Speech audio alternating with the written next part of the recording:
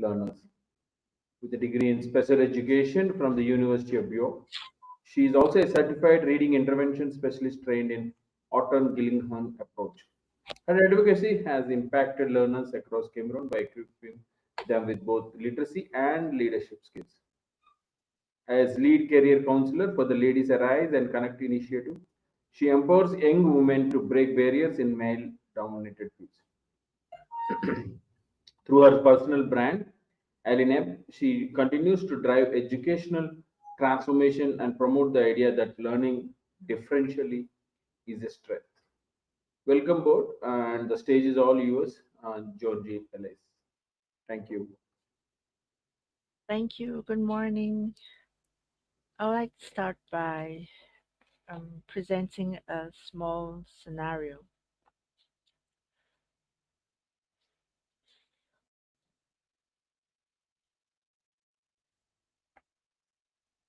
What if one day you came up to me and said, Alice, I need an experienced leader to help my company soar and thrive through this third industrial wave of AI?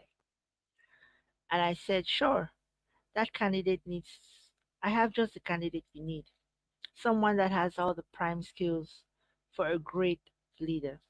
Someone that thinks outside of the box, that is hyper focused, critical thinking skills, innovative thinking, great storytelling abilities, and an exceptional uh, pays exceptional details, attention to details.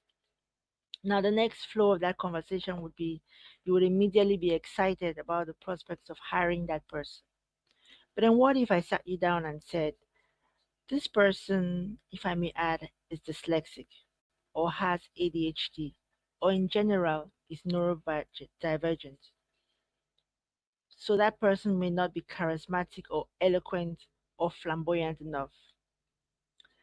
I would literally see you shrug your feet and wonder if that would make your choice.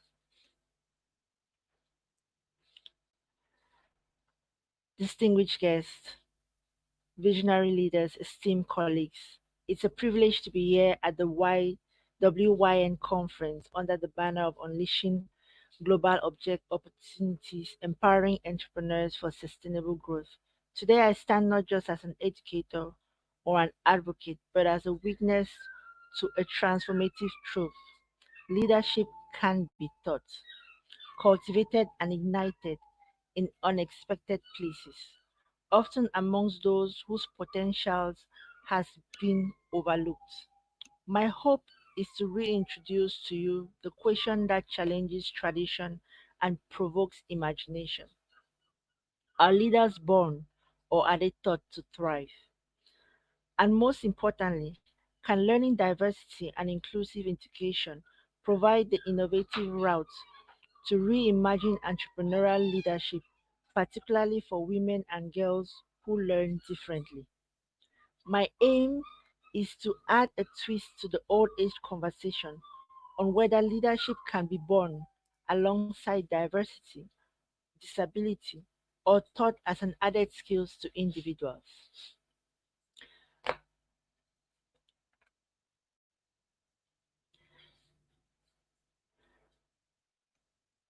For too long, leadership has been reframed within narrow confines. It's often been associated with verbal fluency, academic performance, charismatic dominant traits that aligns with neurotypical profiles and traditional education models.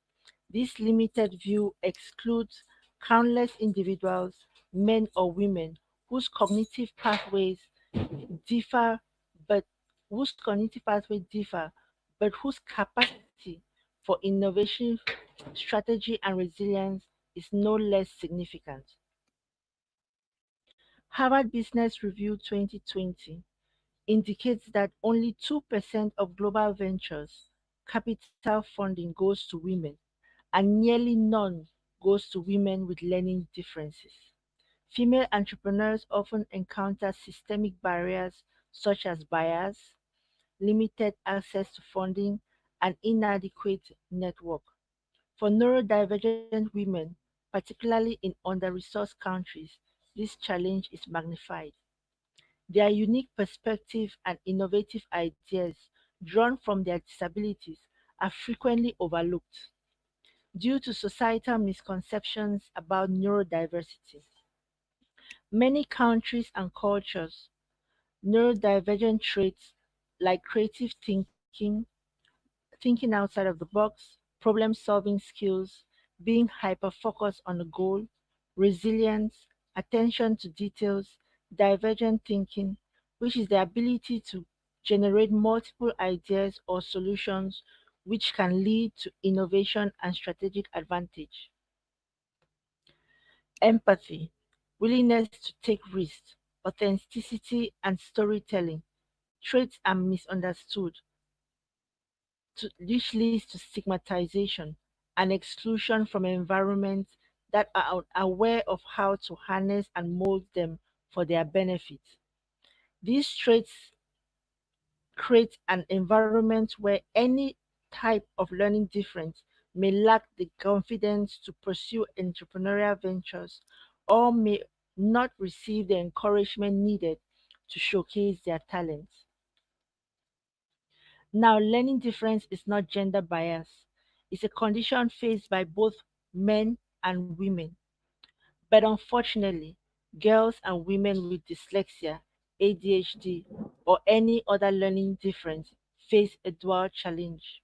One, for being misunderstood in the educational system because of their disability, and secondly, being minimized simply because they are women. Consequently, being excluded from the leadership growth trajectory. Yet, these same individuals possess attributes that define the 21st century entrepreneurial success. For example, adaptability, creative problem solving, visual thinking, and emotional intelligence. This presentation posits what learning diversity is, embraces, and supports through inclusive structured education. It becomes a catalyst to inclusive entrepreneurial leadership. It's not an exemption, but a new standard.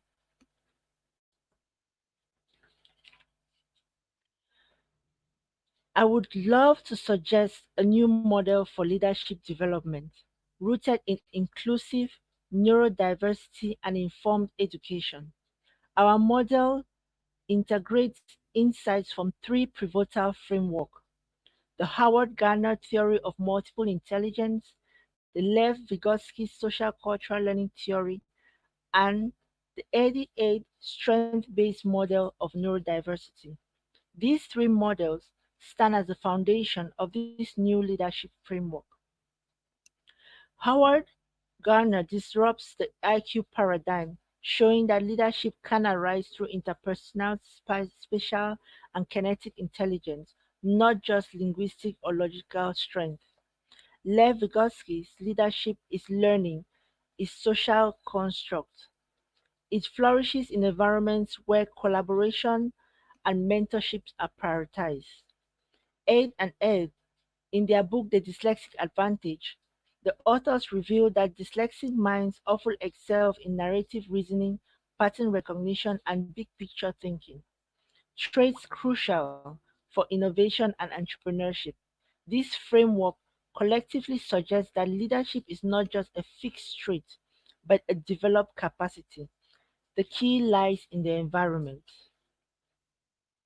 A great example would be one success story by Dr. Mary Temple Grandin.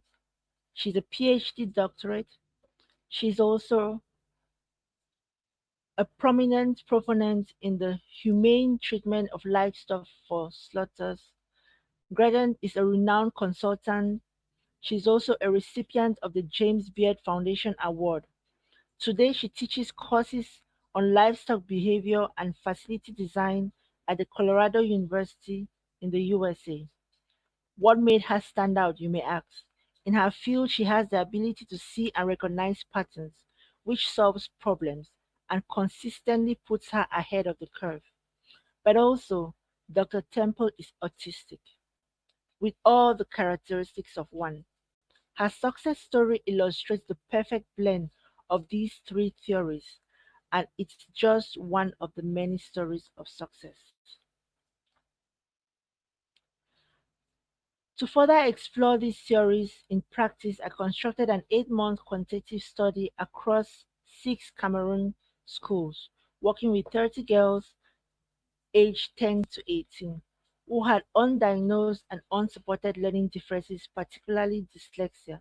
Using the Orton-Gilliam structured literacy approach, we offered intensive multisensory interventions focused on building foundation literacy while simultaneously harnessing and molding and developing skills like critical thinking, verbal reasoning, metacognition, and group collaboration, which already existed. This was not simply a reading intervention, it was a leadership incubator, reimagining literacy not as a remedial task, but as a portal to self confidence, advocacy, and innovation. The results and the impacts were outstanding. The skills developed, the average improvement rates we achieved, and the leadership qualities were able to mold. For self-confidence, we had 87% improvement, and leadership skills that we were able to pull out were public speaking, initiative taking. For verbal expression, we had leadership qualities like ideal articulation and negotiation. For creative problem solving, we had innovation and risk taking. For peer collaboration, we had a 76% increase in team management, emotional leadership. For strategic thinking, we had a 68% increase for vision setting and long-term planning.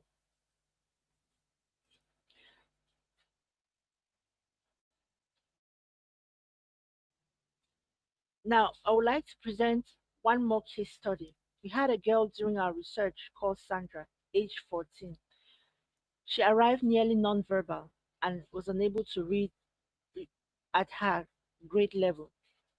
But by the time the research was 6 months, she, she had received all the mentorship and she became one of the leading literacy uh, students or candidates or participants in the group.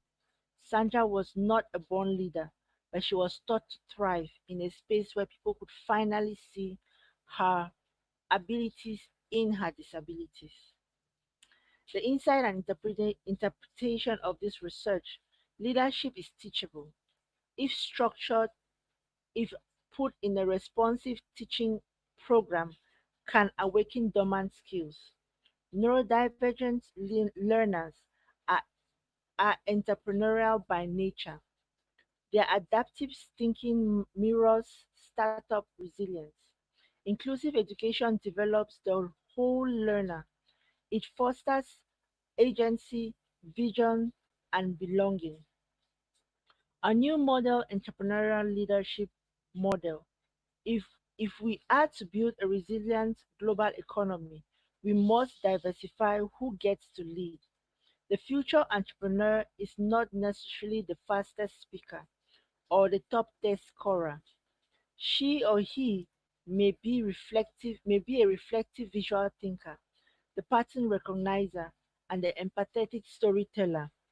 To realize this model, we must design the education now system and the entrepreneurial ecosystem in that way, in a way that recognizes diverse intelligence, that values process over speed, in a way that replaces exclusion with access, and that prioritizes mentorship and scaffolding.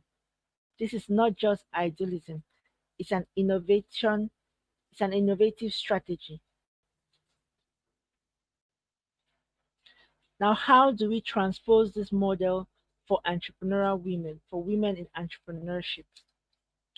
From an economic standpoint, enabling women with diverse learning profiles to access leadership trainings through inclusive education isn't simply equitable, it's strategic. According to the McKinsey Global Institute, closing the gender gap in entrepreneurship could add up to 12 trillion to the $12 trillion to the global GDP by 2025. Yet this projection fails to account for the contribution of neurodivergent women, many of whom possess extraordinary cognitive strength essential for business resilience and innovation. This is also a human rights imperative. Article 26 of the Human Rights Universal Declaration guarantees the right to education for all.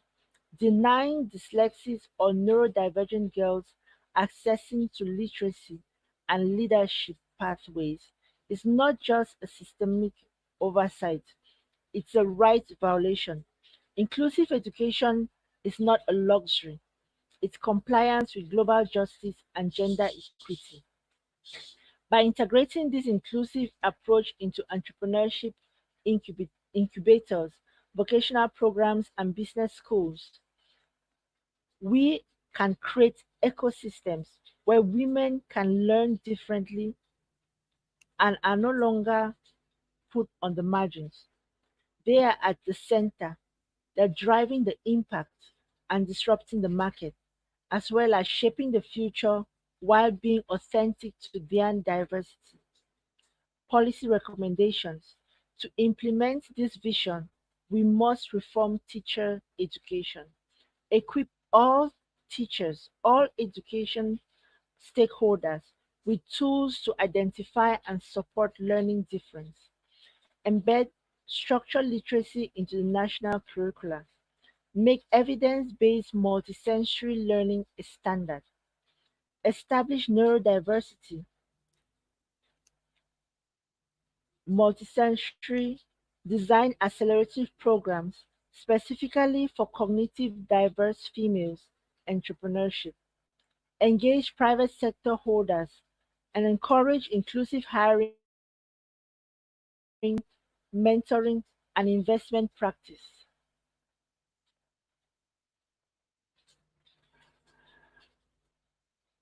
For future leaders, leadership is not inherited, it is inclusive by design.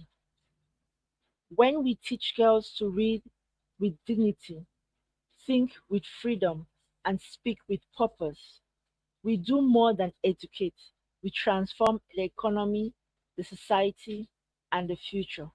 Born to lead, perhaps, but taught to thrive, absolutely. Let us invest in teaching them to thrive. Thank you.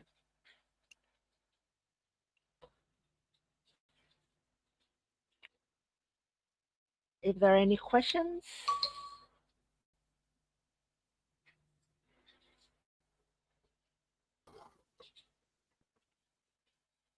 Hello. Hi. hi Roy. Hi. Njonje. We have a couple of questions from various speakers. One of them is, what is the impact of early exposure to inclusive education on young girls' entrepreneurial ambitions? What is the impact? Yeah, I mean the early I exposure. didn't. Oh, okay. Early exposure is essential when it comes to the experience that young girls gain, the confidence they gain, and they build on. They also have that confidence to try out a lot of things and to be able to present their ideas, and these ideas turn out to be very innovative ideas which, if harnessed properly, if mentored right, these ideas turn out to be solutions for a lot of the problems that we have and face. Okay. Thanks, Njonje, Alex, for being with us. It was really powerful, message oriented, especially for the African women empowerment, Cameroon especially. Thanks for doing a significant impact and transformation of the Cameroon girls' education and uplifting them in one their lives. Thank you so much. Your work will be greatly appreciated, and we will send you a couple of questions from the other attendees to your email. And thank you so much for being in the platform. Namaste. Bye bye. Thank you so much. Thank you for the questions. Looking forward to the next presentation. Bye bye. Namaste. Bye.